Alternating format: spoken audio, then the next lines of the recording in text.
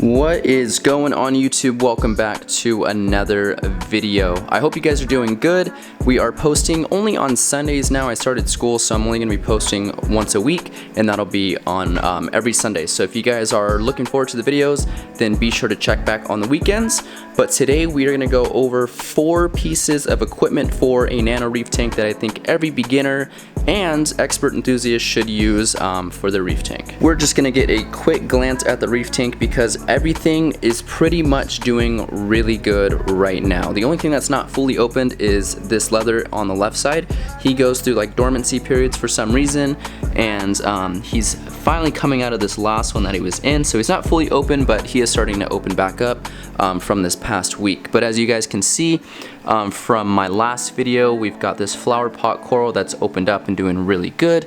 It took maybe about 3 or 4 days for him to fully acclimate and open up, but now it is looking beautiful. I love the colors on it. It's a little bit different than what I have in the tank from the rest of the corals. It's yellow with blue centers, and there's nothing else in the tank that really resembles that pattern, so it's cool to have a little bit of a different color scheme going on. This GSP up here is really starting to take off. It's fully encrusted to the rock, and as you guys can see, it's looking really lush and full. We've got the Euphilia garden here. I got the flow dialed in so that they're not getting blasted, and they seem to like the flow, or I guess the position in which the power head is pointed at now, so I'm glad I got that one dialed in. Another GSP, this bubble I've had for a couple months and it was just not doing great at all. I finally got it into a position that it likes, and it seems to have come back and it's starting to open up really well, so I'm really happy that that one's doing well. Bubble coral is one of my favorites, and so when it wasn't doing well, it was kind of upsetting that I couldn't get that one dialed in. The one coral that I'm probably gonna have to move is this flower pot. It's a pink one, so it's the same, I guess, species as this guy back here, but it's a different color. In that one, some days it's sort of open, some days it's not. It did really the best on this right side here, but I don't want anything in the sand bed, so I'm gonna try to have to rearrange that one and figure out a place that it likes. The elegance coral, for probably 3 weeks now, the tentacles aren't extended out as much as it was when I first got it, but it does seem to be doing better now. I fed the tank yesterday for the first time with Reefroids, and I mean, I think that's why everything's looking pretty good. Everything's just super happy that I got fed, especially this elegance coral. So the color is really vibrant on this coral still, which I'm happy about. It just doesn't have the polyp extension that I like when I first got it. Now moving on to the 4 things that I think every nano tank should have. We're gonna go ahead and start off with my heating and I guess cooling system that I have on my Innovative Marine 30 long. Let's go ahead and turn the lights on here. As you guys can see, and you might have been able to hear it throughout this beginning of the video, I have some fans running on the back of the tank.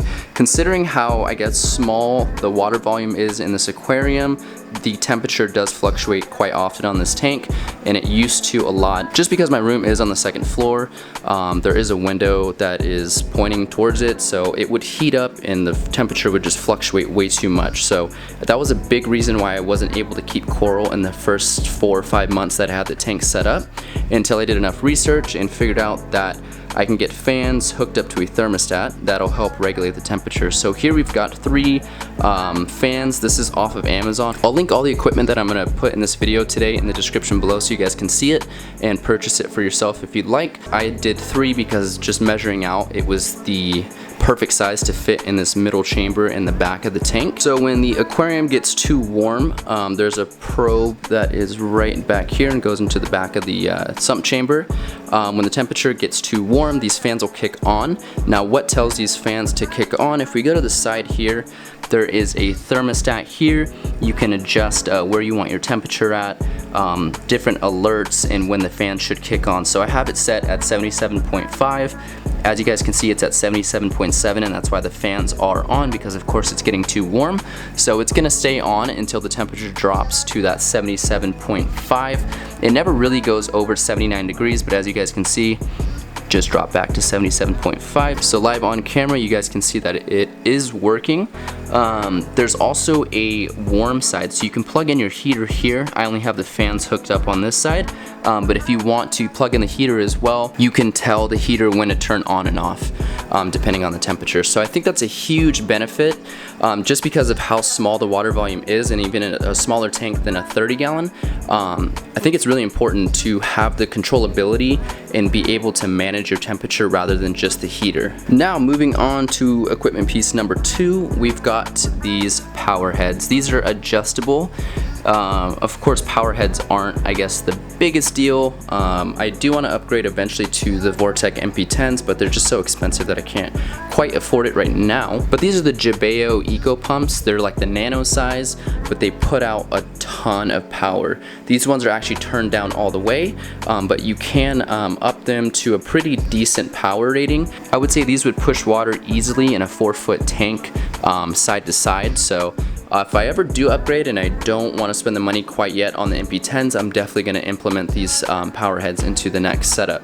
But the reason I like them so much is because they have controllers. Now these controllers allow you to pick different wave patterns. There are 5 different wave patterns that you can do, and then I believe there's 8 or 9 different power I guess ratings that you can do.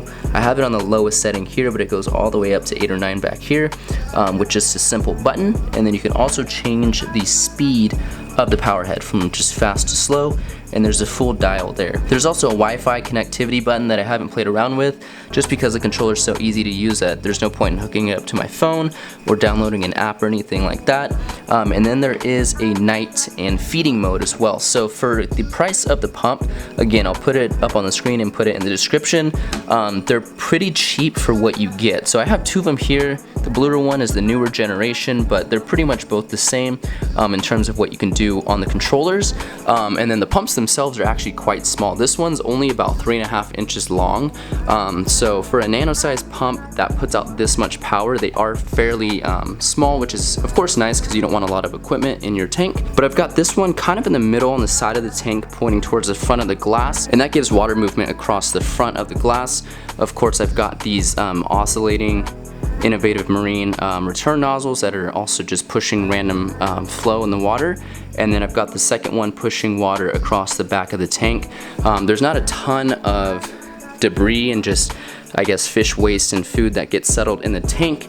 I do weekly water changes as well, so I think for the flow and the water changes, it keeps the water really clean, as you guys can see. Now for the third piece of equipment, we are going to be talking about this micro ATO here. This is the nano size. It is quite possibly the smallest one that you can get. It has just one optical eye. There's no float valve or anything. As you guys can see, it's at the top of the tank, so it's really easy to access to clean it so that nothing's building up on it, causing it to overflow. It does have a cutoff, so if it keeps pumping for I believe more than 3 minutes, it'll shut off automatically on its own. And it also has alerts too. So as you guys can see, it's blue right now. When it starts pumping in water, it flashes blue, and then if there's an error, then it flashes red, and it just keeps beeping until you fix the problem. So I haven't had any issues on it quite yet. In general, if you're running an all-in-one, you typically want the line out of the water so that you don't get back siphon. And then there's a check valve inside of the bucket, which is of course in the water, so you don't get it dripping outside of the tank.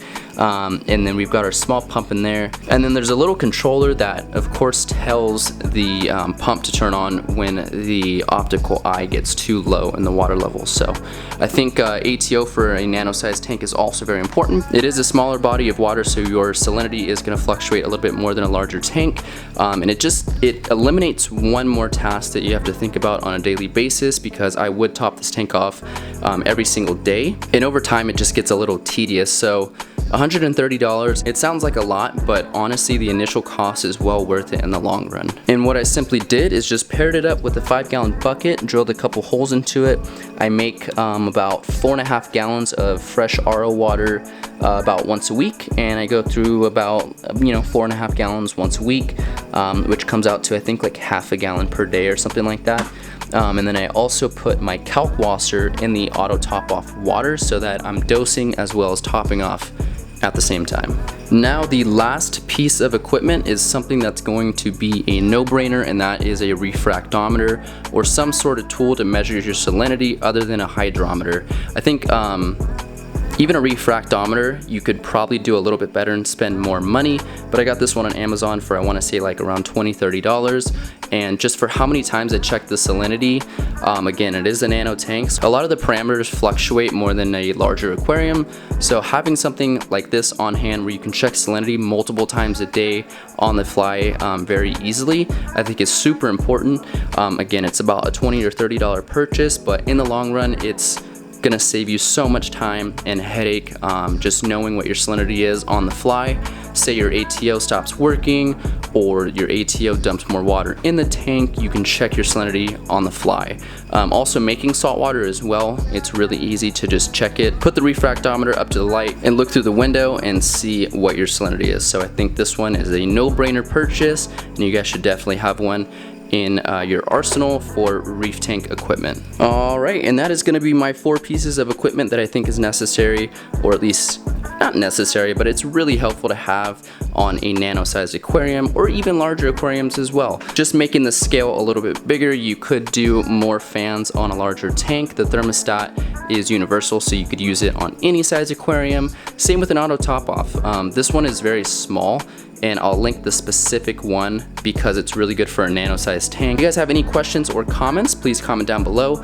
Link to my Instagram for the reef page is also in the description below. And if you guys want to check out the products used in this video, then go ahead and check out the links in the description as well. With all that being said, I will catch you guys on the next one. Peace out.